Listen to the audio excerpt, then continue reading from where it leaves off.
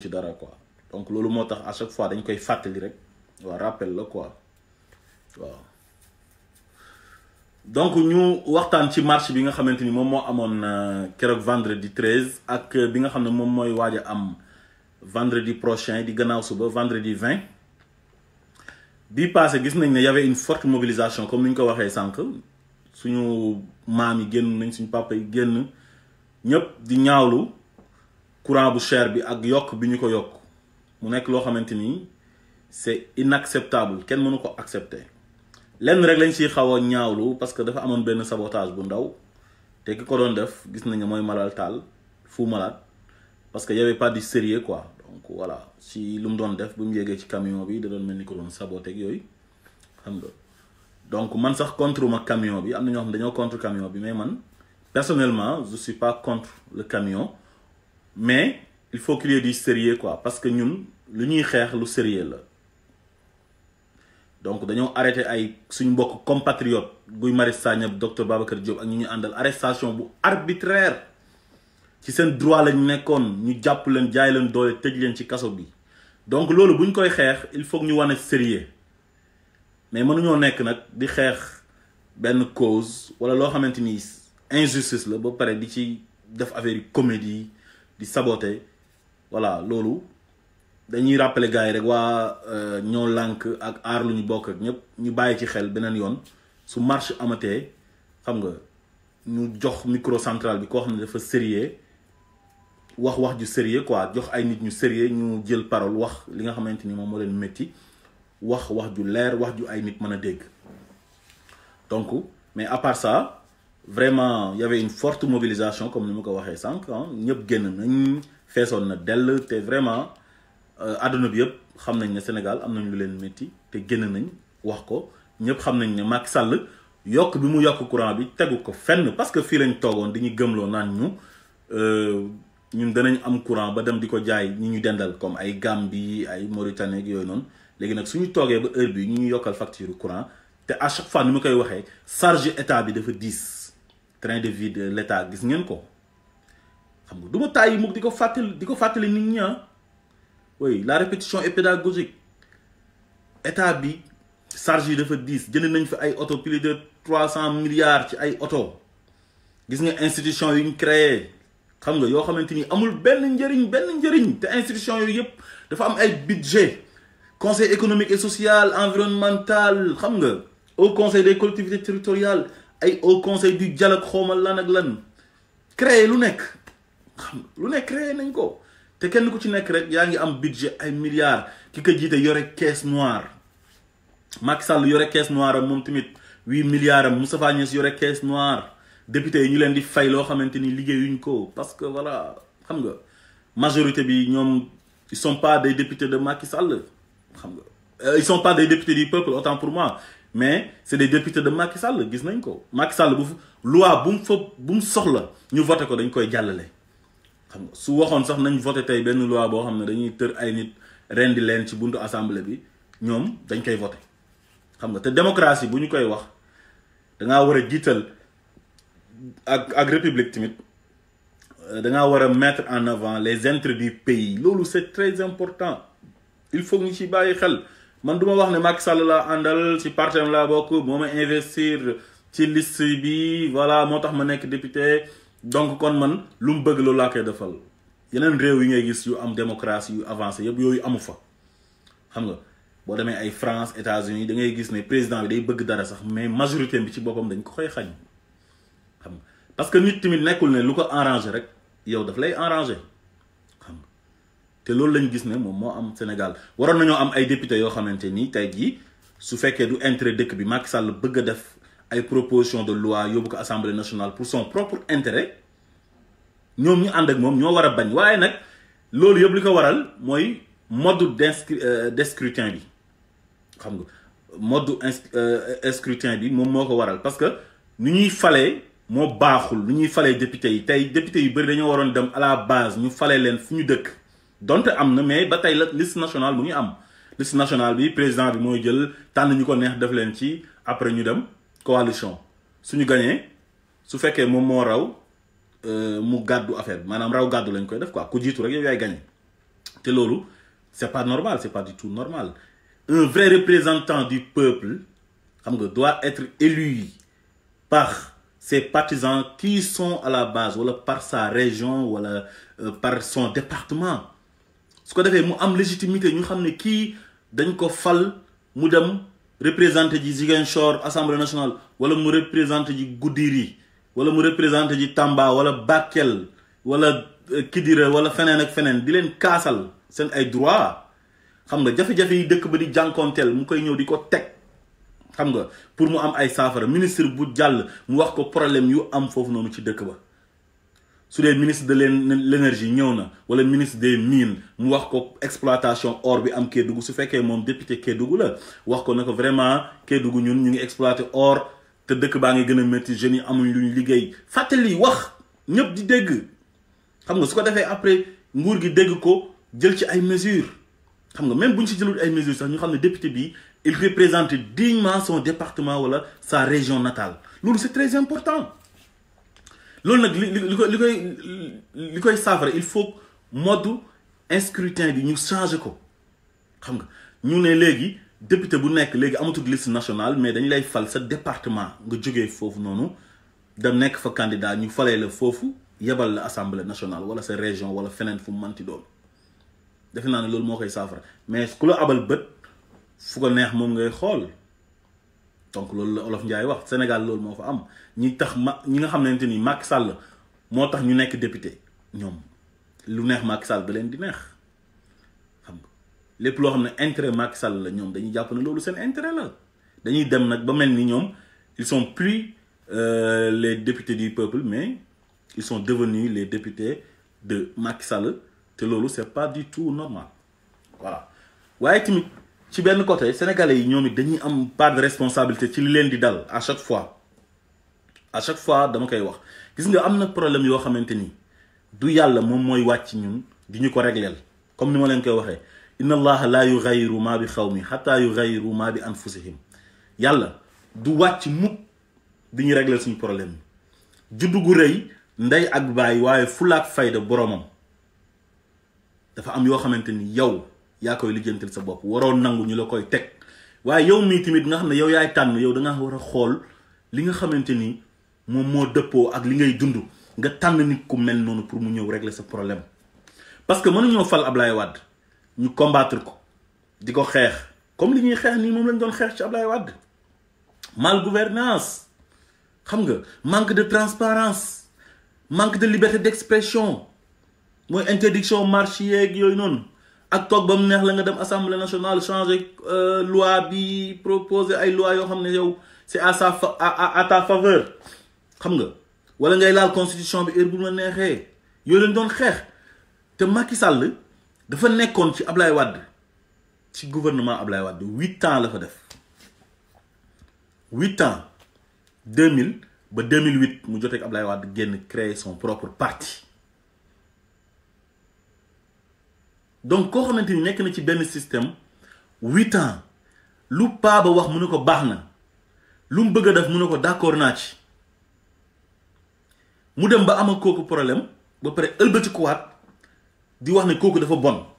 léegi jox leen ma réew mi su ngeen ma joxee réew mi man ma changer ko def li gën li kii di def te kii yow yaa ngi ànd ak moom pendant 8 ans léegi foofu noonu toujours erreur yooyu ñun sénégalais yi ñoo koy def il faut que ñuy xool ci loolu ni ñuy falee nit ñi boo bokkee ci benn système lu waa ji def nga cautionné yow kooku tey jii bu ñëwee na la jox ma je peux faire meilleur xam nga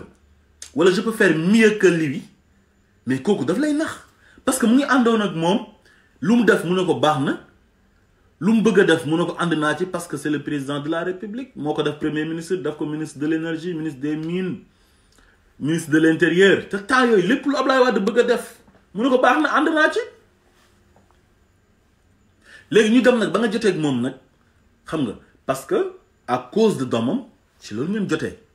Ablaye Wade dafa bëgg doom wane ko loolu moo tax c'est ça qui est à l'origine du départ de Macky Sall du gouvernement et voilà du parti démocratique sénégalais loolu moom moo ko indi ñëpp xam nañ nu mu demee mais lan il a fallu kon problème am ba pare Macky Sall mën a gis ñaawteefu Ablaye Wade yi yu bon yi Ablaye Wade doon def moo tax lu ñu dal ci Macky Sall nañ moytu beneen yoon nañu yeewu mu bañ ñoo dalati daf ñoo nax ba accéder au pouvoir ñëw def pire que Ablaye Wade pire que Abdou Diouf pire que Senghor parce que man dama mënta comprendre tey interdiction de marche yi Macky Sall di def nii man loolu mënuma gëm ne nit ku gore dëgg ak nit koo xamante ni dangaa am kàddu ah na di doxalee comme noonu 2011 yàggul 2011 les émeutes de l'électricité mu ngi fi woon Macky Sall mu ngi doon wàcc di ànd ak ñun ci terrain bi ticket présidentiel bi 25% bi ñu koy bëggee voter assemblée nationale le 23 juin 2011 Macky Sall était devant l'assemblée nationale j'étais à côté de lui l'actuel président de la république je l'ai serré la main duma fàtte sax lu mu soloon mu ngi soloon benn chemise marron beige lin ak benn casquette bu APR bu ñu def fas bi ma fekk ko ni mu taxaw nii ci rond point bi ma nuyu ko yàggul dara ñu dóor grenade lacrymogène moom Moustapha Niasse ñoo nekkoon foofu Moustapha Niasse bëgg a xam ñu jël ko dugal ko kër paa bi sant Diagne papaay Dior Diagne en face assemblée nationale Cheikh Ousmane Diagne ñu dugal foofu Moustapha Niasse parce que grenade daf ko sonaloon mooy gannaaw bu mu téyee xeer bi noonu ba pare yooyu yëpp fa la ñu fekk arrêté Ousmane Ngom bi génn Macky Sall yore mer gàddu bi mu ngi ci internet bi gars yi ñu ngi koy génnee à chaque fois yore mer gàddu bi ne dafay dem place de l'Indépendance wala buntu assemblée nationale mu fanaan foofu waa léegi yooyu yëpp yow nga ko doon xeex di xeex impunité di xeex népotisme bu Abdoulaye Wade nekkee woon di xeex mal gouvernance ah di xeex injustice ak justice bi nga xamante ni indépendantul amul indépendance léegi tey yow nga ñëw li ñu doon xeex yëpp nga jël yëpp sànni fële na je m'en fous sama yoon nekku ci ñu tegal la assise nationale nga signé yëpp ñu wax la tey ku war a nekk président critères yi ngay nekkee président nii ngay diriger réew mi nii lañ bëgg a jubbantee réew mi pour réew mi mën a dox Amadou Mahtar Mbow diriger ko di magam jëmm nekk haut fonctionnaire nekkoon ministre sous Senghor une grande personnalité nekkoon secrétaire général UNESCO nekk koo xam ne il est respecté partout dans le monde un vrai digne fils du Sénégal mat la bàyyi moom Moustapha Niasse ñu jiite assise Niasse bokk ci ñi ko financé pour ñu defalaat réew mi gëmloo Sénégalais yi ne réew mi le pays va mal il faut que ñu changer institution yi nous avons besoin des institutions fortes bind lépp teg Macky Sall ñëw signé ko d'accord ci ñu ne ko Macky Sall boo faloo tu démissionnes à la tête de ton parti mu ne waaw signé ñu ne ko Macky Sall tu vas jamais présider le conseil supérieur de la magistrature mu ne je suis d'accord ñu ne ko Macky Sall il faut respecter la séparation des pouvoirs mu ne je suis d'accord yow exécutif bi ngay gérer législatif bi président assemblée nationale ak député yi ñooy gérer seen bopp di voter loi yi la justice doit être indépendante waroo cee dugal sa loxo mu ne d'accord mais dama leen di laaj lan ngeen gis lu Macky Sall respecté ci loolu bi mu ñëwee sama mbokk sénégalais yi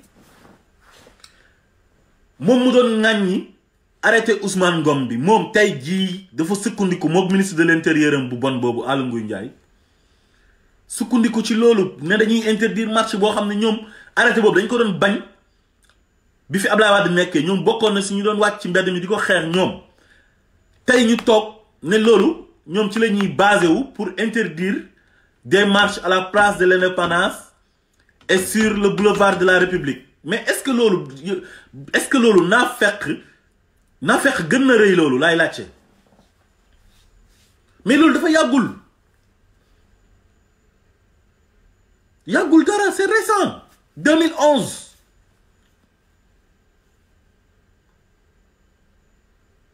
mais gars yi damaa foog ne ñoom dañ dul am gàcc quoi amuñu rusukaay quoi léegi façon nit yu mel noonu lañ am Sénégal ñoo ñuy jiite sama mbokk sénégalais yi ñoo ñuy jiite nañ déglu bu baax yàgg nañ ñoo nax yàgg nañ ñoo wor gëm naa ne élection 2019 yi non nous étions prêts pour changer pour sanctionner Macky Sall mais dafa foqorti résultat yi daf ko nangu daf ñoo jaay doole am ñu ko jàppale mu gagné par force premier tour loolu moom amuñ dara lu ñu leen ci wax parce que taux de participation bi du mu doon faible ci élection yi passé 2012 ak yeneen type d'élection yëpp gis nañ ne bu 2019 bi dafa élevé woon taux de participation bi jeunes yëpp engagé woon nañ à cause de Ousmane Sonko wala grâce à Ousmane Sonko ñu xam ne kii am na lu mu indi lu bees mu motiver waat jeunes yi pour ñu dem voter ji inciter leen pour ñu dem voter ji changer le système loolu gis nañ ko ci élection présidentielle yi passé mais nag dañoo jaay doole nangu élection yi ci ñun dañoo jaay doole nangu victoire bi par force te loolu dañ ko prémédité yàgg na waaw mais nag dama bëgg ñu xam ne il est temps ñu changer suñu réew mi suñu bopp fu ñu koy changer mooy il nous faut des vrais dirigeants des hommes honnêtes ragal yàlla bëgg réew mi di jiital intérêt réew mi ngir seen bopp ba fàtte seen bopp li ñu dal ci Macky Sall nii dafa graaw gis nga ne Macky Sall tey élection yi passé xalool li mu doon def loo xam ne ñun foogoon nañu dootul amati Sénégal ba àdduna di tukki mooy di jël ay nit di leen jënd di leen yóbbul ay saako ceeb di leen yóbbul ay 10 000 francs di dem di ay inauguration yu ñàkk xorom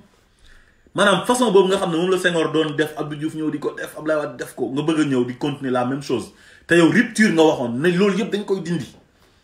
indi lu bees moom mu ñëw continuer di ger nit ñi di oote corruption moo tax faux billet bi bëri ci dëkk ba parce que yow su fekkee da nga wax sa ay militants sa ay partisans nga ne leen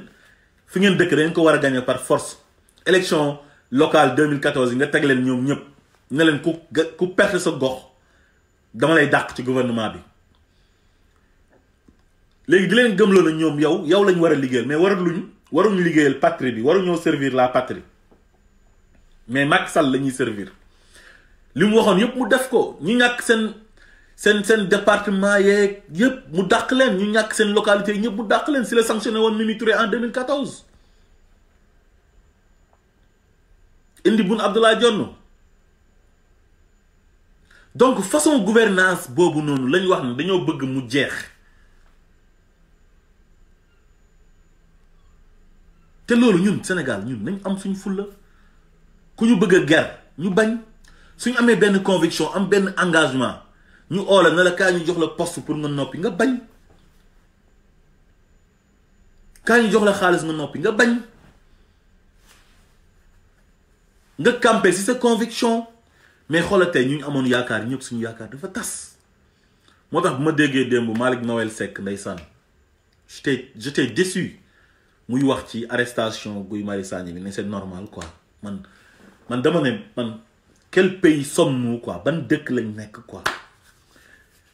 yow ku nekk rek toujours yow booy wax rek wala ngay kaas rek yow dafa am loo ciy séntu pour ñu oola jox la poste wala pour ñu jox la xaalis pour ton propre intérêt quoi intérêt crypto personnel mooy daw Sénégal Malick Noël Seck ku xamoon engagement am démb mu ànd ak Barthélemy Diaz bokkoon PS xoola tey jëbbalu na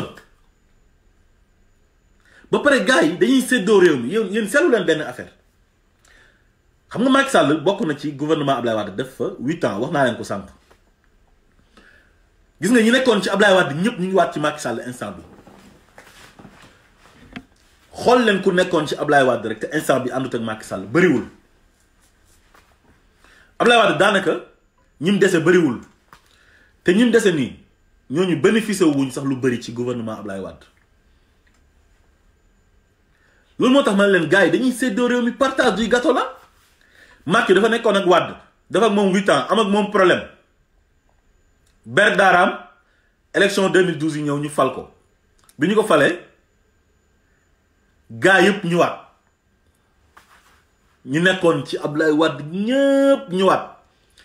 te ñooñu dañ ko doon xeex pour mu bañ a falu ñoom dañ ko doon xeex démb pour mu bañ a falu ñoom ñëpp instant bi ñu ngi ci Ablaye Wade Modou Diagne Fada ñu ngi ci Macky Sall kon Modou Diagne Fada Souleymane Ndéné Ndiaye Farba Senghor Pape Samba Mboup sëñ Mbacké Ndiaye naa fekk dinaa ñëw ci yow ci kanam yow man moom dinaa ñëw ci yow wax ak yow xamal sénégalais yow yaay kan ay Awa Kudu Ndiaye ak ñoom Sada Ndiaye ak am na ñoo xam ne ñoom il goûte dans toutes les sauces ñoom si sauce yëpp la ñuy mos ñoom naxante rek am na député yi nekk assemblée nationale ñooñu ku ñëw ñu ànd ak yow ay Seydou Diouf bu Tëngéej ay Serigne Mboup waxuma Serigne Mboup CCBM Serigne Mboup bu Pire maire Pire am na ñoo xam ne démb dañ doon xeex Macky Sall bëri nañ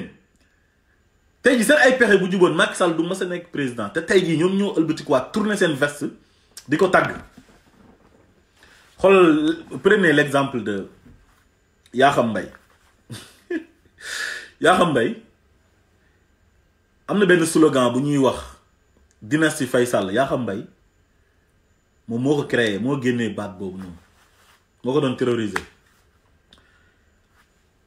Macky Sall dafa falu rek Yakham Mbaye toog ci plateau télévision yi Dîner ak Jamono partout dans tous les plateaux télévisés di saaga di xas di ŋàññi nekk moom loolu yëpp dafa bëggoon Macky Sall oo ko moom gëmutoon lu mu doon wax mais bi ñu ko owee la noppi léegi il est devenu le soldat de Macky Sall wala le fervent défenseur de Macky Sall moom Yakham Mbaye mais loolu ci lan la bokk loolu bokkul ci naafeq xam nga ñoom Cissé Lo sikk nañ trop mais ñooñu am na ñuñ tane am na ñuñ gën au moins Cissé Lo moom bi muy ànd ak Macky Sall yàgg na dañ doon traverser désert bi ñu amee problème biir parti démocratique sénégalais ak assemblée nationale ñuy créer Macky Sall ñoom dañoo wax ne lii c'est injuste duñu ci d'accord mu jaral leen ñu dàq leen assemblée nationale ñu ànd ak Macky Sall te pourtant boobu amuñu woon yaakaar na dinañ jël sax pouvoir bi ñooñu sax au moins tane nañ Cissé Lo tey bu taxawee assemblée nationale di dénoncer maguy bi nga xam moo am ci distribution semence bi ak engrais bi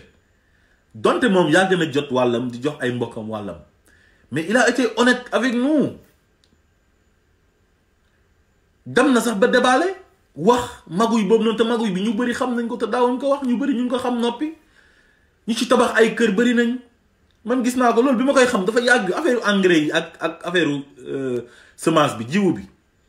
loolu man bi ma koy xam loolu ça fait des années yàgg na subvention boobu am na partout ci këru diine yeeg ci xaritu gars yi nekk ci nguur gi seen xarit yi seen jabar yi seen doom yi dañuy def liste rek yóbbu ci bureau yi présenté wu ne dañoo am ay tool ñu jox leen ay tonnes engrais ak ay tonnes dafa am période boo xam ne si la ñuy joxe semence bi mooy gerte geeg jiwu yeneen ni am période boo xamante ni ci la ñuy joxe engrais bi léegi nag chaque période rek dañuy ñëw présenter dugal seen photocopie carte d'identité gars yi jox leen ay tonnes yu bëri ñu dem jaay ko gars yi producteurs yi jënd ko ci ñoom ba pare di xaar état bi rembourser leen am na ñoo xam ne seen kër yi laa la wax kër yi si lañ ko tabax am ñoo xam ne seen oto yi ñuy dawal ci lañ ko jëlee ci loolu amuñ métier amuñ dara mais loolu c'est catastrophique dans un état de droit dans un pays pauvre comme le Sénégal état bi di jël ay milliards di subventionner semence bi ak engrais bi pour nit ñi bay réew mi jëm kanam ñu koy jox ay nit ñoo xamante ni amuñ tool ñu dem di ko jaayaat ñoom di def seen poche te loolu ñoom ñoo ko gën a xam te mosuñ ko régler ñoom ñëpp xam nañ ko Macky Sall xam na ko si c'est loolu tax mu taxaw di ci kaas ni di déballer moom yàgg na ci jëriñu yàgg na ci bénéficier wu moo ay xaritam ay doomam ak ay mbokkam mais nag moo tax ñi nga xam ne dañ kaa xam ba pare noppi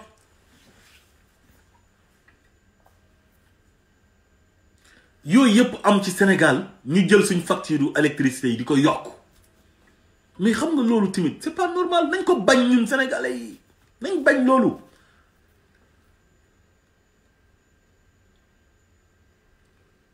il faut que ñu sacrifier suñu bopp buñ bëggee suñu réew mi baax daf ñuy jaral ñu jàmmaarloo ak gars yi sur tous les plans di wax di jëf di dénoncer seen ñaawtee fi ñu nekkee su ko defee ñu wàññi ko. Mais prenez le gars comme un gars comme Sëñ Mbacké Ndiaye. Sëñ Mbacké Ndiaye ay woon na fi benn mouvement pour le départ d'Abdoulaye Wade boobu mu ngi ci Abdourahim Agne. Sëñ Mbacké Ndiaye après ñu oo ko daf ko PCA président conseil d'administration bu Crédit Agricole CNCAS mu nekk fa di wax làmmiñ bi dafa neex nag di wax ba Abdoulaye Wade def ko porte-parole du gouvernement ministre porte-parole du gouvernement. Élection 2012 yi mu ñëw ne gars yi bu eboo ñu def le tout pour ñu bañ ñoo gagner parce que bu ñu gagner rek ñun ñëpp kaso lañ jëm. Kon déjà yow yaa ngi inciter nit ñi pour ñu def benn volte-face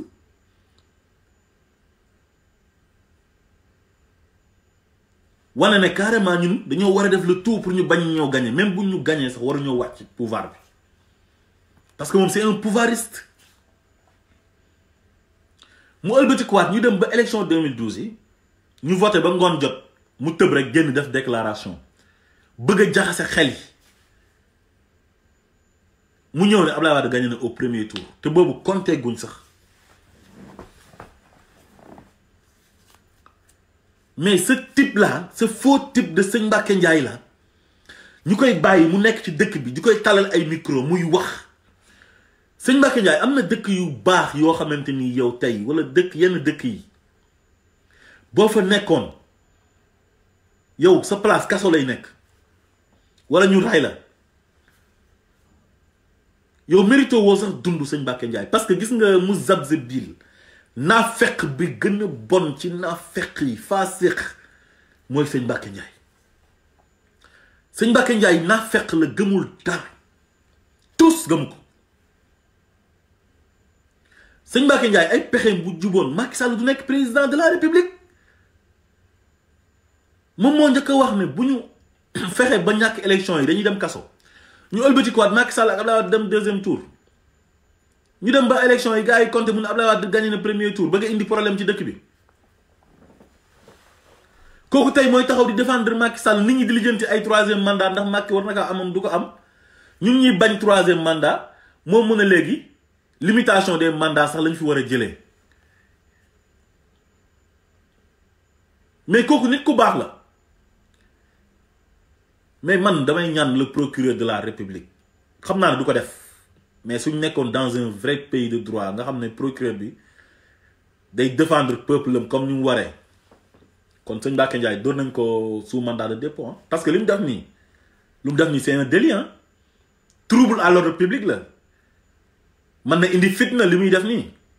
nee naa leen am na benn waay bu ko def Niger koo xamante ni partisan wu Oussoufou la Oussoufou l'actuel président du Niger Oussoufou mu ngi nekk ci deuxième ak dernier mandat yam waa ji bi mu génnee di wax ne Oussoufou dafa war a def troisième mandat def déclaration bi à la rajo mais procureur da ko oo mu ñëw mu placé ko sous mandat de dépôt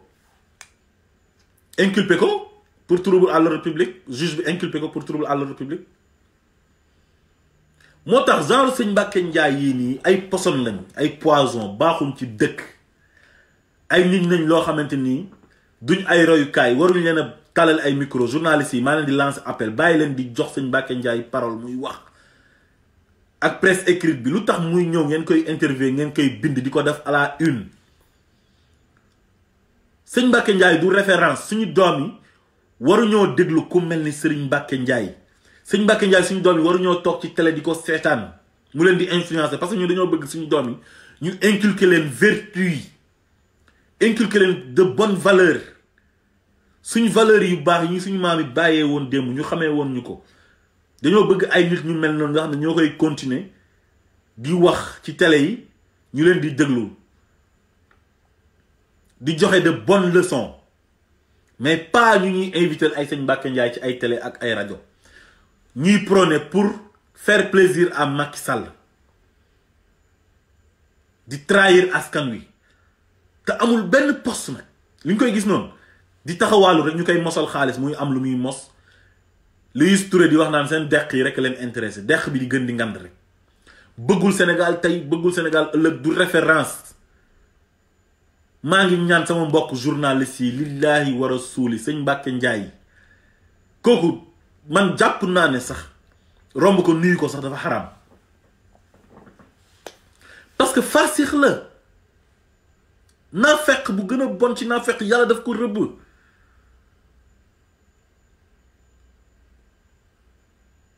inna seytaane kaana aduwun seytaane noonu la te sëñ Mbacke Ndiaye ñun dañ ko war a def suñu noon tey sëñ Mbacke Ndiaye suñu noonu lañ ko war a def parce que xam nga lu tax naafeq la te yàlla nee na naafeq yi suñu ay noon lañ seytaane rajim naafeq buñ dàq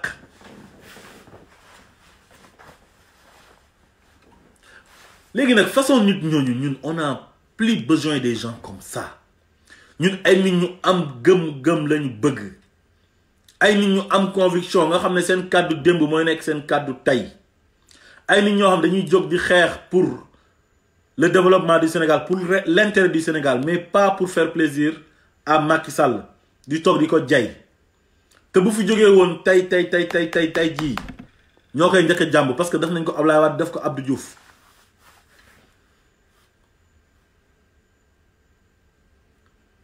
nañu yeewu Sénégal nañ yeewu nañ bëgg lu baax nañ bëgg nit ñu baax ñi te bàyyi nit ñu bon ñi buñ ñu tegalee ku baax ak ku bon nañ tànn ku baax bàyyi ñu bon ñi jël leen sànni ci mbalit ma ñooñu ay ordure lañ mbalit rek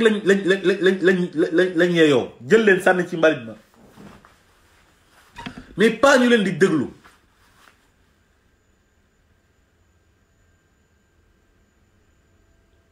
maa ngi lancé appel Macky Sall ak gouvernement yi nañ bàyyi nit ñi ñu marche parce que le 20 bii nii gannaaw suba gars yi dañoo war a génn dem assemblée place de l'indépendance Macky Sall dafa ragal moom dafa jàpp ne gars yi bu ñu demee place de l'indépendance dañuy ñëw palais jëlee ko fa déloger ko yow kenn du la déloger toogal rek ñun Sénégal ñun duñ ay nitu fitna quoi ñun duñ def dara ak violence lépp lu ñuy def dañ koy def pacifiquement te ñun loolu la ñuy woote ñun bépp marche bu ñuy def marche bu pacifique la ñuy oote bépp rassemblement bu ñuy def dañuy bëgg mu pacifique mais kenn oote wu fi violence kenn oote wu fi xeex kenn waxu la dañuy lay fekk palais déloger la loolu ñun gënaluñu parce que loolu bu amee ñun gënaluñu Sénégal duñ toog ba heure bii nii mosu ñoo dund yooyu noonu ba pare di ko dund ci heure bii ci jamono ji ñu nekk loolu réew yu ko daan dund sax ñu bëri dépassé nañ ko léegi ñi ko jotoon a dund ñoom dépassé nañ loolu kon nag ñun ñu ko dund toon tey duñ toog ba heure bii ñu bëgg a dund loolu noonu ñun dañuy bëgg di am ay alternance yu jaar yoon donte nag ku toog dal nañu ci Macky Sall bon élection yi def na ci lu ko neex sàcc ko jaay ñu doole gagné ko par force loolu passé na grawul te taxul ñu jotee ak moom taxul ñu wàcc ci mbedd mi pour jàmmaarloog moom parce que moom xalaatoon na sax dañuy jàpp wàcc ci mbedd mi pour jàmmaarloog moom ba mu indi ay char de combat ak lu nekk teg indi ay blindem teg gars yi uyu si wuñ ko ci loolu mu rus di oote ay dialogue waaye daal na bàyyi gars yi ñu marche na bàyyi gars yi ñu def rassemblement taxaw buntu place de l'indépendance takk sa ay rajo wax lu la métti loolu dara nekku ci loolu dara nekku ci ay fii la ñu war a marché duñ marché fii loolu c'est pas du tout normal constitution bi la mu ñu may mooy képp koo xamante nii am nga lu la naqari am nga lu la métti foo manti taxaw pour wax ko fa même ci kaw palais ba sax ci dal ba suñ la bàyyee nga taxaw fa wax ko fa sax wàññiwul président bi dara day tax démocratie bi gën a jëm kanam ku am lu la métti ñu bàyyi la nga taxaw buntu palais buntu présidence yore sa pancarte bind ci lu la neex ñu ne la bu heure bii jotee nga dem ñibbi daf fi 1 heure de temps wala defal 30 minutes wala 45 minutes nga dem loolu day gën a neexal affaire bi rek day tax démocratie bi gën a nekk gën a suude gën a nekk dëgg démocratie dafa neex ci dëkk mais ay kenn warul et puis loolu dañ kaa tegul fenn ñoom ba pare ñoom loolu gàcce la war a nekk ci ñoom dañoo war a rus parce que ñoom ñu ngi ko doon xeex 2011 ne loolu ànduñ ci ñoom mu jaral leen ñu ciy xeex ñu jàpp ci ay nit ñoom ñi ko doon xeex tey ne ñoom loolu la ñuy continuer ñoom dañoo contrôle arrêté Ousmane Ngom bi ba pare tey ñu jël ko maintenir ko mais loolu yëpp naa fekk la mais loolu ñoom dañ génn wax ci lu tax ñu naa fekk dañoo naa fekk ay naa fekk lañ delloo si waat leen seen xel te ngeen fexe di respecter seen kàddu. Gis nga jullit ak doomi aadama bu am ay valeur bëgg ku la naw da ngay respecter sa kàddu. sa waxu démb na nekk sa waxu tey, sa jëfu démb na nekk sa jëfu tey, mais mënoo ñëw di xeex benn injustice sénégalais yi jàppale la ba fal la ci loolu nga ñëw wor leen trahir leen. nit lépp loo xamante nii danga kaa waxaale ak nit ñi digaale ko ak nit ñi lu métti métti dangaa war respecter sa kàddu te loolu bàkkaar gënu kaa mag mooy fen ak wor wax loo xamante ni gëmoo ko di def loo xamante ni gëmoo ko di nax nit ñi pour ñu fal la. nax nañu 2012 ñu fal ko mu fen ñu nañu dafay def 5 ans naxaat ñu trahir ñu mu xam ne sénégalais yi wedd nañ ko mu forcé ba 2019 nanguwaat élection yi par force gagné ko par force. moom benn yoon rek la am légitimité mooy 2012 te boobu sénégalais yi xamuñ ko woon daf leen a nax. léegi nag ci 7 ans yi nag ñun xam nañ mooy kan ñu commencé jël suñuy dispositif mu xam ne bu forcé wul rek du am 2e mandat te buñ ko gañee fekk 1er mandat rek la am day métti ci moom parce que gis ngeen scandale yi gars yi def scandale yi bari nañ bu dëgg ci loxoom ñëpp xam nañ scandale yi li mu doon bañ démb yëpp tey dafa noppi sëggu aju. kon sénégalais yi maa leen di lancer appel vendredi 20 nañ joxante rendez-vous buntu place de l'indépendance wala à la place de l'indépendance te préfet bu Dakar rek ñu mu àndal préfet bi sax du ci dara parce que moom dañ koy manipuler moom marionnette la moom ñemewul joxe moom bala moo joxe autorisation sax day tàggoo te joxe autorisation sax moo fa amul yoon. marche kenn du ko autoriser parce que c'est un droit. dañ na la boo waree marche da ngay dem ci autorité administrative bi nga yëgal ko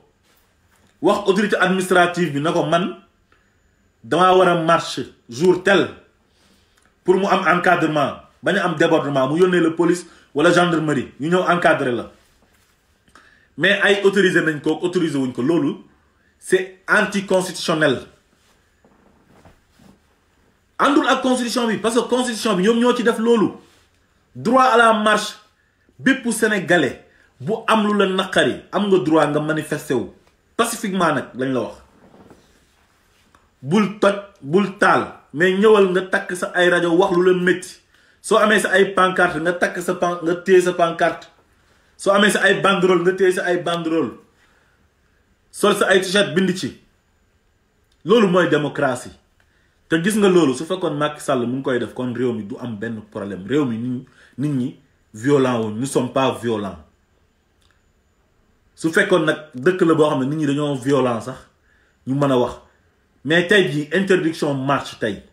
nga autoriser ko moo gën a yomb mooy gën a yomb ci police mooy gën a yomb ci ñëpp.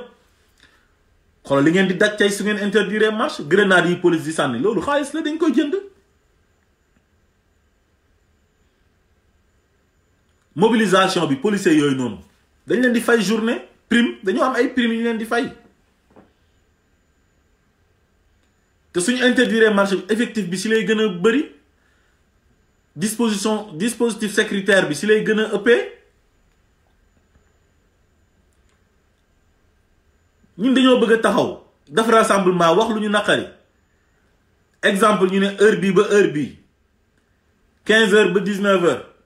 police taxaw encadré ñëpp bu joxee ñu ne jeex na ñëpp dem nettoyer place bi ba mu set wecc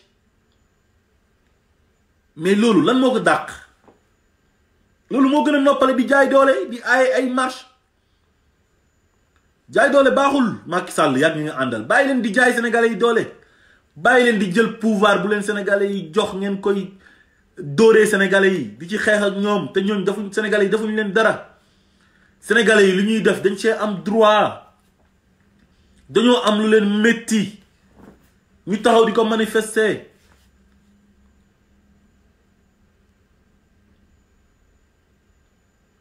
ku am lu la métti te dëkk ci réew ma nekk citoyen sénégalais constitution bi may na la fu la neex nga taxaw waxuñ ne fii nga ko war a defee wala waroo kaa defee fii lii loolu recul démocratique boobu ñun séntuwuñ ko woon ci Macky Sall Macky Sall foogoon nañ ne bu ñëwee dafay consolider démocratie bi lim doon xeex yëpp ba tax ñu jëlee fi Abdoulaye Wade teg ko fi defu ci tus Wade ko gën fuuf Wade tànnewu ko sax dakaa gën waaye tey li ma ci metti rek mooy comme que peuple bi fu mu nekk nii dégg nañ ne gars yi nanguwuñ ñu defee marche place de l'Indépendance wala rassemblement kenn du génn ñëppay daw parce que nous sommes un peuple boo xam ne dañoo passivité boobu noonu nag gars yi loolu moo tax ñu am fit di def lu leen neex parce que dañoo ragal Sénégal mën ngaa gis 20 jeunes yu gis ñaari policier daw ñoom il suffit que nga sol tenue rek pour ñoom ray nga leen wala jàpp nga leen yóbbu kaso quoi am na ñoo xam ne xamuñ sax seen ay droit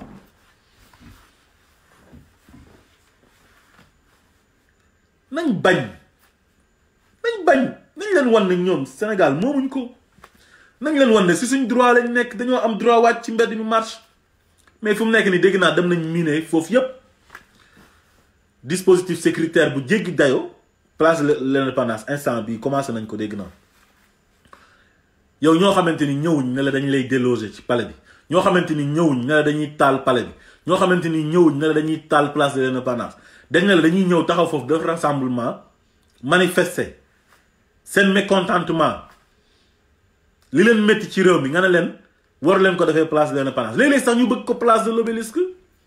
ñu ne leen non non day am mais comme interdire nañ ko fu mu nekk nii nee nañ du am nee nañ duñ accepter kuy marche foofu noonu place de l'Indépendance ak lu jege palais bi kenn du génn parce que gars yi dañoo ñemewul quoi loolu rek mooy problème bi kenn waxu fi nag ne dañuy inciter nit ñi pour ñu wàcc pour def violence wala dara kenn incité wu fi kenn pour violence kenn incité wu fi kenn mais xam ngeen ne peuple bi ñoo ëpp doole police ñoo ëpp doole Macky Sall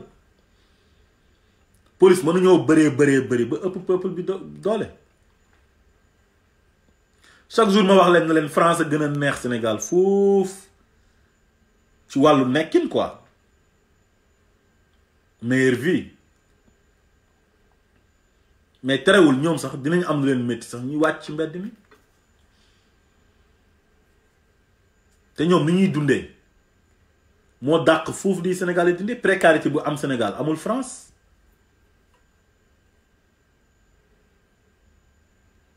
mais terewul ñoom à chaque fois nga gis leen ñu am lu leen métti wàcc ci mbedd mi manifester mais sénégalais la réewam jaralul dara am benn jeunesse boo xamante ni il préfère wala elle préfère bu concert amee ñu dem ci concert bu làmb amee ñu dem feesal ko nawetaan ñu dem feesal ko mais su fekkee intérêt réew mi la ñoom ñëpp ñu toog seen kër yi taal seen attaaya loolu nañ ko bañ gars yi fit buñ am nii di def yu ñuy def nii yëpp ñun ñoo leen ko may parce que début bi Macky Sall lu mu bëggoon a def yëpp daf ko def ba réussir ko def na lépp mu réussir rapport de force yëpp daf ko gagné ak ñun léegi nag loolu moo tax nag moom dafa am fit lu ko neex lay def 3e mandat yam bii nii da ngeen a foog ne sëñ Mbacke Ndiaye lu mu génn nii di wax nii neen la nii affaire yi ay sond la de ñun ñu ngi wax waxu 3e mandat moom mu génn ci ay illimité li koy gars yi di tooñee illimix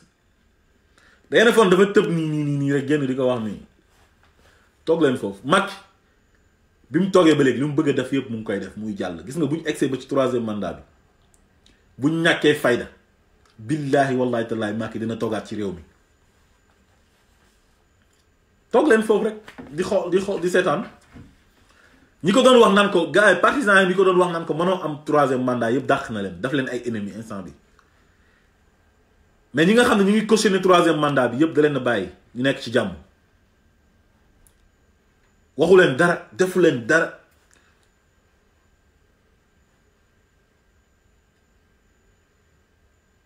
toog leen foofu daal di xoole kon daal ñu ngi lancé ñëpp appel vendredi inshallah 20 à la place de l'indépendance ñu wax Macky Sall tamit ak nguuram ñu delloo soit seen xel te xam ne Sénégal c'est un pays de droit, c'est un pays de démocratie. Démocratie bi ñoom waruñ ko delloo ginnaaw waruñ ko suuxal dañoo war a consolider démocratie bi mu jëm kanam ku am lu la metti boo bëggee marche nga yëgal préfet bi mu bàyyi la nga marche ñu encadrer la loolu moo gën a yomb loolu moo gën a yomb mais yow marche heure boo ko interdire rek yow indi nga fitna parce que di nga fi taal ay grenade nit ñi xam fii daanu nit ñi jàpp leen yóbbu leen police commissariat yi fees ay garde à vue loolu fitna la policiers yi sax mën naa am loolu gënul leen mais comme que ñoom ordre rek la ñuy xaar donc bu ñu leen joxee ordre il faut que ñu exécuter ko ñoom tamit Guy Marius Sagna bi wàcc ka rek dem laal gris palais bi rek tax na ñu wàccee commissaire u Dakar bi mais loolu pour lan mel ni Guy Marius Sagna dafa ñëwoon pour rey Macky Sall wala Guy Marius Sagna warul ñëw laal gris palais bi tax ñu ciy dàq commissaire mais kon Macky Sall moom boppam rek si boppam rek la nekkulu fi Sénégalais yi kon moom Guy Marius Sagna lan la mën a def Macky Sall laay laaj lan yow Guy Marius Sagna yorul arme yorul dara dafa nekk Sénégalais ñu yokk courant yam mu ne man d'accorduma ci ne damay dem ba ci buntu palais ba foofu laay manifester parce que constitution bi waxul ne kenn du manifester ci buntu palais bi su fekkoon nag dafa am loi buy interdire pour marche ci buntu palais ba ñu mën a wax mais lu koy interdire arrêté du dara arrêté décret moo ko gën a fort loi moo gën a fort décret te amul benn loi buy interdire marche buntu palais surtout koo xamante nii menacé wul président bi yorul jaasi yorul pistolet yorul dara ànd ak un professeur boo xam ne dafa bëgg réewam ñëw ak seen ay xarit ak ñu àndal matuñ sax 10 personnes maanaam 9 la ñu woon ñu jàpp leen tëj leen nii quoi lii dafa ñaaw tëj pour manifestation rek mais xamoon nañ sax nga def leen garde à vue ba ci suba nga bàyyi leen ñu dem mais ñoom jàpp nañ ne bu ñu placé wul gars yi sous mandat de dépôt rek ñoom Macky da leen di dàq xam nga kon ñoom ils sont pas indépendants ces juges là nañ waxante dëgg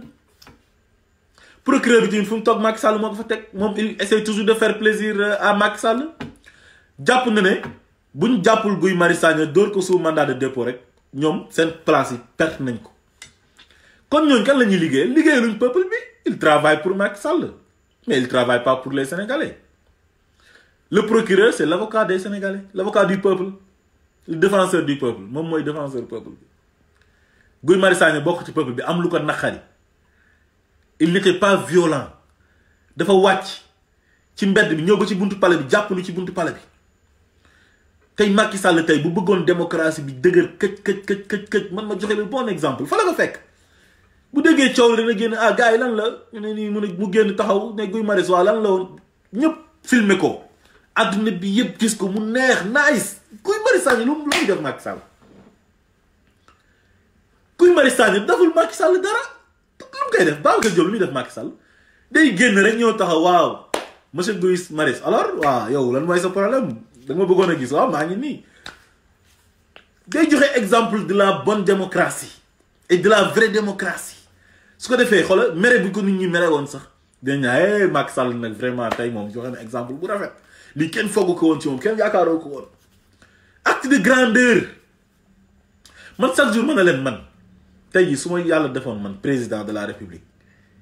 ma romb tey nit na ma monsieur le président ma ne ko naa mu ne ma sa nangamu ndey ma ne la merci mais lan la lay wàññi yow yaay président de tous les Sénégalais mais ku boot bu ki xaj baw la mais mbir mi bu yàggee nag day nuru affaire de royaume quoi mais président yi Sénégal dañoo bëri doole trop ñoom it seen doole ji dafa bëri kenn du wax kenn du ŋaan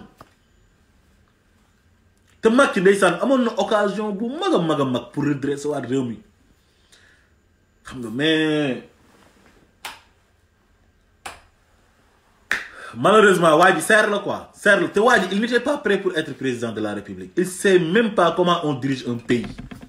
xamul sax ni ñuy jiitee réew Macky Sall billaay du question de ay soxor wala dara ñun Macky Sall ñun suñ ko soxoree tamit dañuy sonal suñu bopp rek parce que raw nañu quoi ci lépp quoi dem na ba nekk président te xam naa ne ñun loolu mënuñ kaa nekk ministre sax mënuñ ko nekk mais waa ji moo taxaw fii benn jour Sorano la woon ci concours général bi concours général Sorano mu ne moi j'étais pas prêt pour être président de la République mais injustice moo tax mu dem à la conquête du pouvoir injustice moo tax mu dem conquérir pouvoir bi xam nga mën nga dund injustice sax ba pare te doo am ambition pour nekk président de la République mais da ngay dem toog rek wala nga dem jàppale kenn mu nekk président de la République mais moom nee na il n'était pas prêt pour être président de la République mais vengeance dafa bëggoon a venger wu léegi yàlla nag di ko seetlu xam nga des fois yàlla da lay seetlu quoi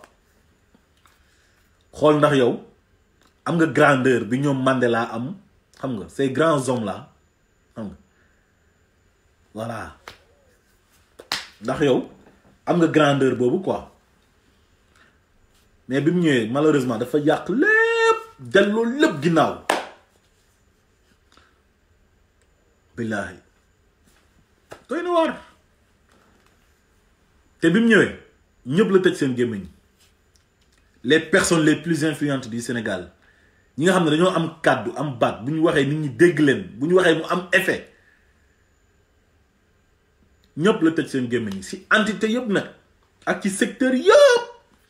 day ñëw jéem a tëj sa gémmiñ ak xaalis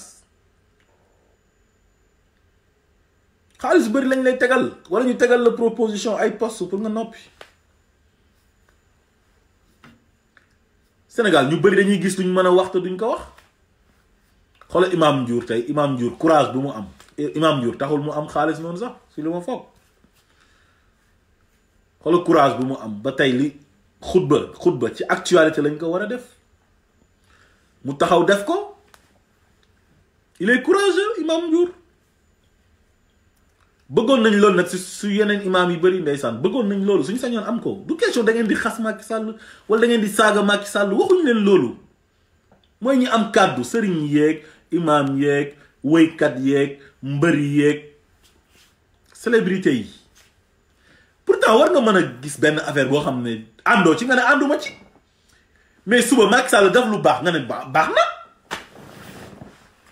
mais xanaa nag duñu wax ne Macky Sall bi mu fi toogee ba léegi lu baax rek lañ ko xamal moom rek lañ ko war a waxal mais ñun dañoo gis bu gàmmu jotee ñu jël micro ne Macky kañ li mu fi def kenn defu ko fi Macky Sall du moromu gars yi te pourtant loolu lañ doon wax Ablaye Wade ah man ne loolu laa gis ci këru diine ngeen baal ma nag respecté naa leen dañu ci ëpp nag quoi ñu ci ëpp waxuñu leen ngeen attaqué Macky Sall de parce que nguur ak këru diine yi dañoo war a ànd nekk benn déggoo pour defar réew mi loolu ñun ànd nañ ci mais nag xam nga ànd waxante dëgg daf ci neex loolu yàqu ko tey jii nit sa papa sax war na def loo xamante ni àndoo ci nga taxaw na ko ah papa vraiment lii man su ma sañoon doo ko def ànduma ci ni nga ko defee ak nii ak nii àdduna noonu la sa yaay même chose sa mag sa xarit mais mag yi des fois xanaa dina juum de foog naa mais bu juumee gàmm war na mën a jot wala benn ziyaare wala benn conférence nga am courage taxaw ne ko président ah facture bii de nga yokk xoolaatal affaire bi parce que sénégalais yi sonn nañ su fekkee ci côté sëriñ la nga ne ko ah suñu taalibe yi kat sonn nañ de parce que taalibe yi ñoom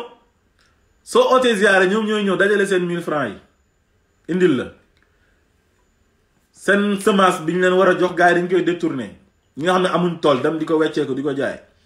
ñoom bu nawet jotee sax bañ toll ci digg nawet bi duñ am sax lu ñu lekk baykat yi sonn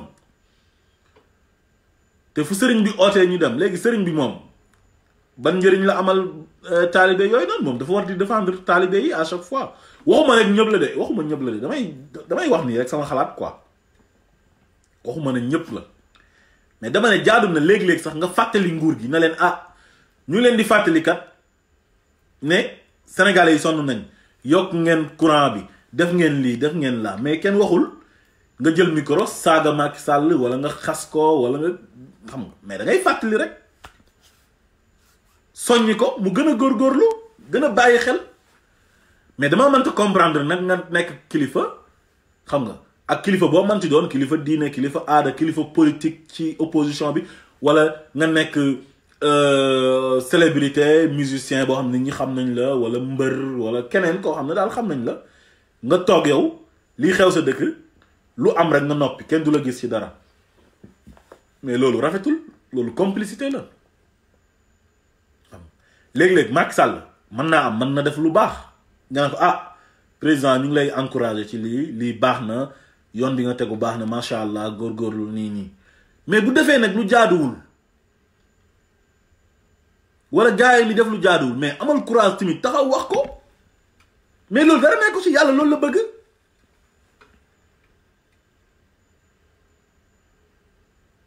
te pourtant sëriñ représentant yàlla la sur terre c'est le représentant de Dieu sur terre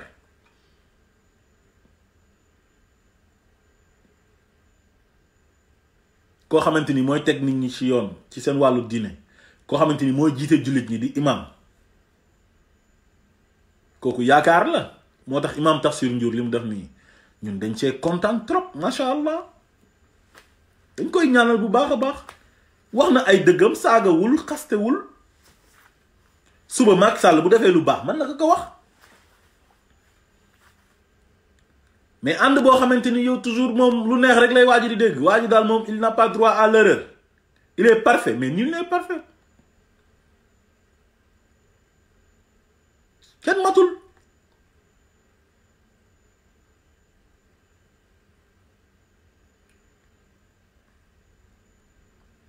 nañ xool suñu digganteeg yàlla loolu daf ciy baax des fois quoi parce que am na yenn responsabilité yoo xamante nii ëllëg alaxira dinañ ko layoo de ëllëg dañuy layoo parce que wax naa leen leen suñ ne yow sëriñ nga yow tu es le représentant de Dieu sur terre al ulama warisatul anbiya sëriñ yi al ulama mooy sëriñ yi rek borom xam-xam parce que Baye Niass nee na al ilmu huwa al imam xam-xam mooy njiit donc sëriñ yi ñoom ñooy borom xam-xam yi al ulama warisatul anbiya ñoo doon yonent yi lan lañu woon représentant Dieu lañu woon sur terre yonent yàlla daawuda lan la ko yàlla waxoon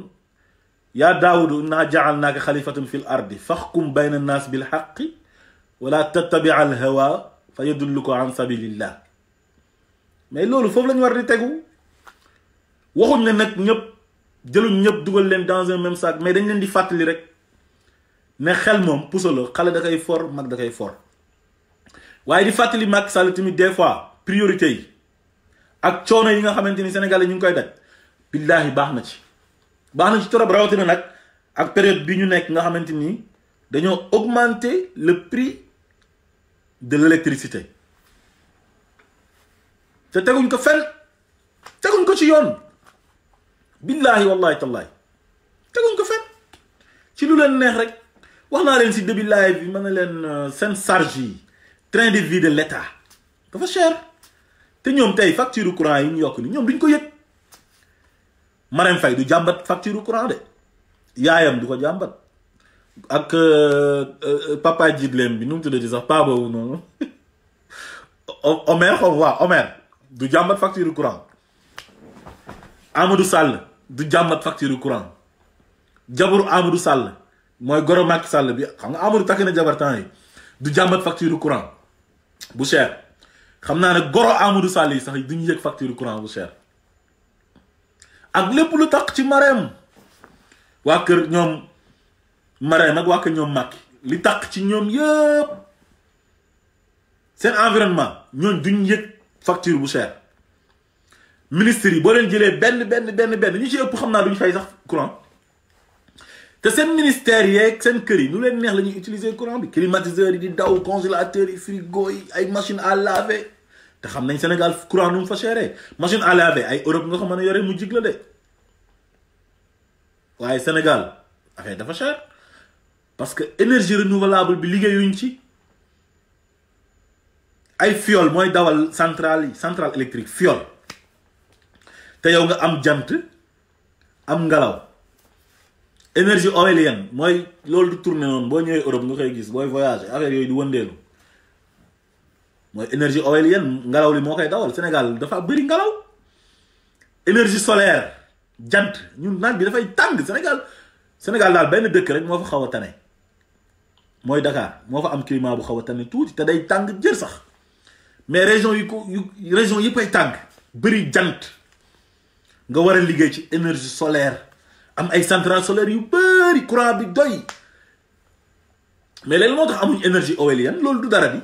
cherul milliards yi ñuy jël di ko yàq di sàcc di détourner loolu yëpp tey xajoon na ci loolu ñu investir ci loolu énergie éolienne énergie solaire tubaab bi tey bu ñu amoon jant bu ñu am nii tey kenn waxatu leen te ñoom pourtant ñoom amuñ jant bi lu muy tàng bëriwul ñoo leen ëpp ngelaw te ñoom courant du fi coupé dañoo am courant ba doyal courant bu coupé Europe wala Amérique catastrophe la c'est catastrophique mel ni àdduna bi tukki ay centrale nucléaire te li koy doxal Afrique lañ koy jëlee ji ñoom ay Congo ay Niger Sénégal ñu am lépp toutes les ressources minières et halieutiques or fer falamé ngeen baal ma xaw sot tuuti ak lanati pétrole bi instant bi ñu ngi koy waaj a explorer après ñu dem ci exploitation bi te gisuñ dara loo xam ne mu ngi xeeñ neex na réew mi dana neex ji ci kanam ñi ko jiite wanewuñ ko sax wanewuñ ko jëfewuñ ko doxewuñ ko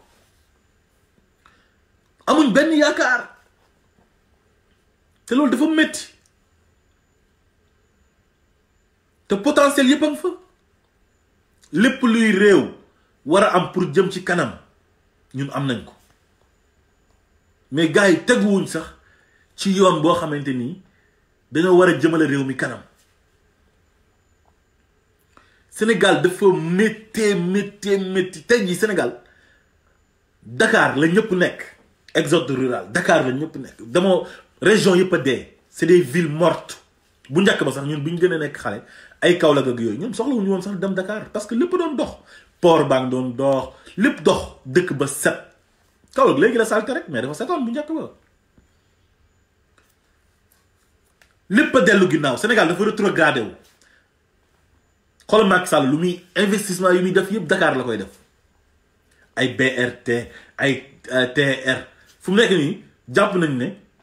waruñoo am sax projet bu mag yóbbu ko Saint-Louis wala yóbbu ko Kaolack wala yóbbu ko Ziguinchor jombale nañ ko sax région yi pour ñoom lépp Dakar la war a concentré wu te lu ñuy def Dakar yëpp dara du ci baax lépp ay yàqu après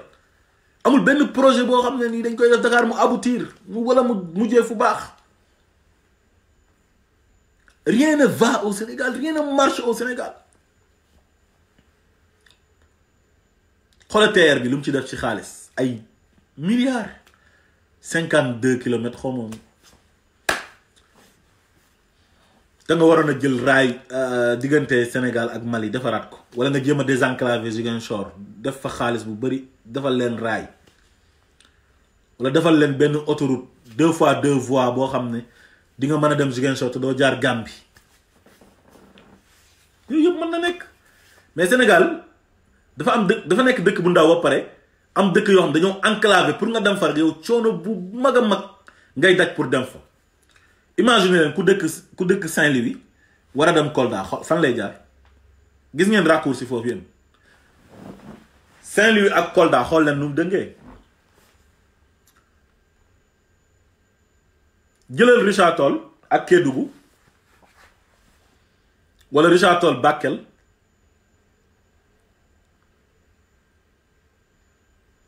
te dëkk bu ndaw la mais gars yi liggéeyuñ ils travaillent pas. Dakar gu ñuy jël seen investissement yëpp di ko fa def ay milliards projet yi du àgg VDN prolongé baa ngi nii àggul ñu ngi bëgg a commencé BRT dara du àgg te du baax taxul Dakar baax loolu taxul capital bu baax nga ne da ngay désengorger Dakar dem ñëw Diamniadio ak Dakar benn la di Diamniadio mooy Dakar ci région de Dakar la bokk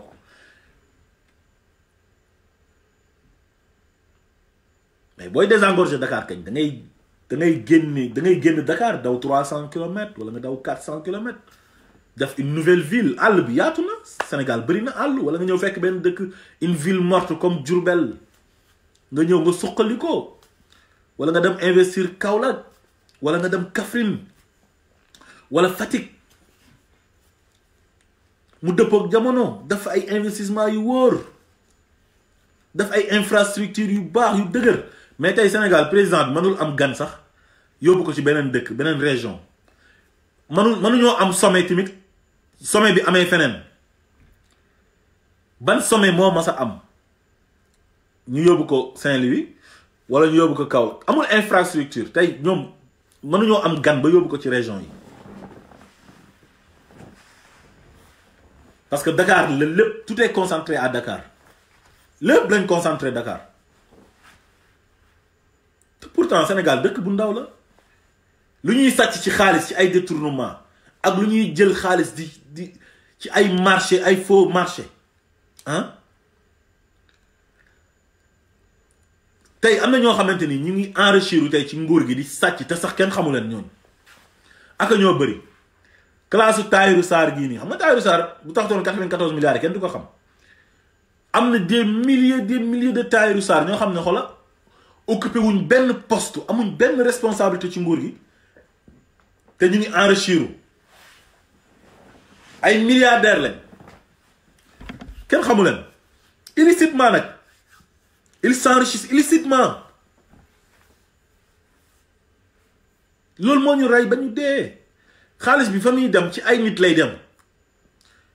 et puis lan la ñuy doyee benn nit lan ngay doyee ay milliards yi lan nga ko lan qu'est-ce que ça sert quoi ay milliards benn milliard sax ëpp na ci nit te Sénégal ngay gis politicien boo xam ne milliardaire lay nekk pour lan politique moo tax nga nekk milliardaire ministre milliardaire warul am ministre milliardaire loolu warul am xanaa nga nekkoon koo xam ne da nga doon entreprendre amoon ay entreprise avant ngay accéder au gouvernement nga doon def commerce import export yàgg ci wala nga am ay entreprise yu mag ay industrie ñu xam ne kii yàgg na liggéey opérateur économique la woon waaye yow benn ministre de la République wala nga nekk un inspecteur des impôts inspecteur des douanes nga nekk milliardaire ay Amadou Ba yi ngeen di gis nii Amadou Ba c'est un milliardaire ak ñeneen ministres yu bëri ay milliardaires lañ xaalis bëri lañ am ñu nekkoon ay milliardaires su Ablaye Wade te ñu ngi toog dem ci Macky Sall di ko lekk ay Souleymane Ndéné Ndiaye yii nii nga fa gars yi xaalis bëri lañ yore ay ñoom Farba Senghor rek ñii non c'est des milliardaires ñooñu ay xaalis bëri lañ yor te dem nañ ci Macky Sall toog di ko lekk nicement di défendre Macky Sall nag pour mën a lekk seen milliards yi comme ni mu leen neexee billaahi gars yu bëri yu daw tey dem ci Macky Sall tey ils se sont enrichis illicitement te Macky bi mu ñëwee dafa créer cour de répression pour enrichissement illicite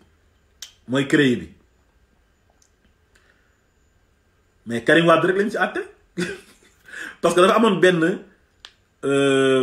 mépris bu tax mu falu bu tax mu dem laaj réew mi ak benn haine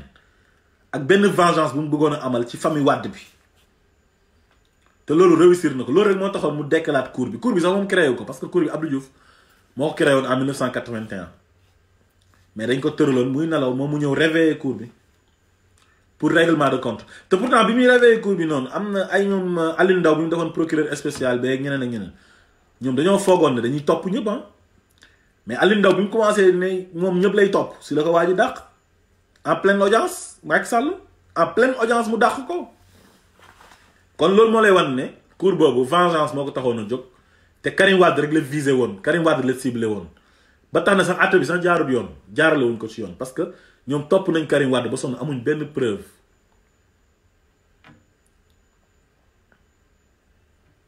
amuñ benn preuve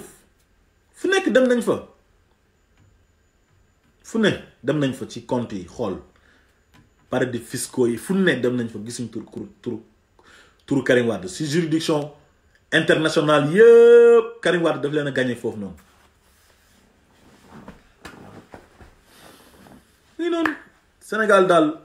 li ñu fa war a wax bëri na moo tax daal sama gaay nañu yeewu te xam ne gis nga réew li koy doxal du ay jinne du ay xar du ay nag nekkul bedd yi ñoom ñooy doxal réew ma yàlla dafa bind ay nit jox leen xel wala yatazakkaru ulul albaab boroom xel yi Amérique ay nit ñoo ko développé Europe dëkk yi ngay gis Europe yëpp ay nit ñoo ko doxal waaye du ay xar du ay nag du ay ginaar ay doomi aadama lañ léegi nag ñun pourquoi pas nous ñun lan moo ñu manqué ay nit ñu baax ñu am volonté pour liggéey ñu bëgg réew mi ñi nga xamante ni dañuy jub suñ ñëwee ñu ne ah man xaalisu Sénégal sama yoon nekku ci xaalisu Sénégal pour Sénégal la pour sénégalais yi la mais du ma ko sàcc man kenn di ko lekk ak sama njaboot ñi sàccoon xaalisu Sénégal yëpp da leen xool ñi nga xamante ni dañoo enrichir illicitement toujours da leen xool fu ñuy mujjee ay feebar yu bon moo leen di rey ay cancer ay insuffisance rénale dañuy jékki-jékki rek ñu ne yóbbu nañ leen évacuer nañ leen France wala Maroc ñu jékki-jékki rek tàgge leen ñu ne dee nañ parce que deniers publics bi ñu doon lekk ci seen biir bi fii butunuhum naaran maanaam seen biir yi safara moo ci nekk safara soosu moo leen di rey nag parce que alalu nit ñi lañ lekk nit ñi sonn ñi Sénégalais yi nga xam ne amuñ luñ fajoo amuñ luñ lekk crédit sax amuñ luñ ko jëndee crédit jënd crédit rek pour dugg paas am paas loolu tey jii boo doon recenser Sénégalais yi comme man bëriwul mën naa am sax 10% ñoo mën a am connexion bu jaar yoon sa mbokk bu la fi oo soo ko waxee ne ko ah yow gis naa la dégg mu ne waaye xam nga rek aw ma connexion wala soo ko naree oo mu ne non bàyyi ñu def vocal parce que 200 laa jënd connexion 200 francs loolu yëpp pauvreté ña ñu leen appauvrir mooy les politiciens les gens de Macky Sall les gens d'Abdoulaye Wade ak ñeneen ñu fi jaaroon séddoo xaalisu réew mi pàccoo ko ñoomi nen tey jii bu ñu demee ba ministre di nekk milliardaire député am xaalis nekk milliardaire ah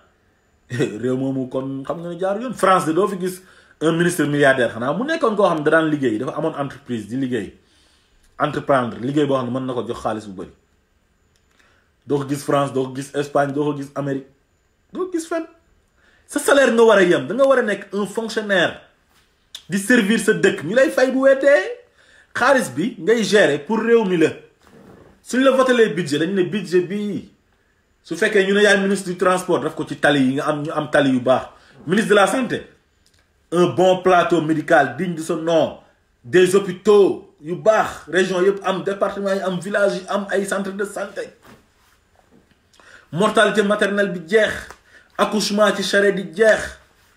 ministre de l'éducation ñu ne ko abri provisoire waratu fee am ay sàkket tabax ay sàkket di ci jàng mu ngi am ci àll bi ba léegi ñoom ministre yëpp ay milliardaires la ñu ci ëpp ce sont des milliardaires ils sont des milliardaires ñoom ñëpp lu leen ko may sàcc passation de marché yi ni ñu koy jaarale duñ ko jaarale ci yoon corps de contrôle yi dañuy ñëw def seen liggéey président bi jël kuddam dóor ci ne maa ci teg sama kudd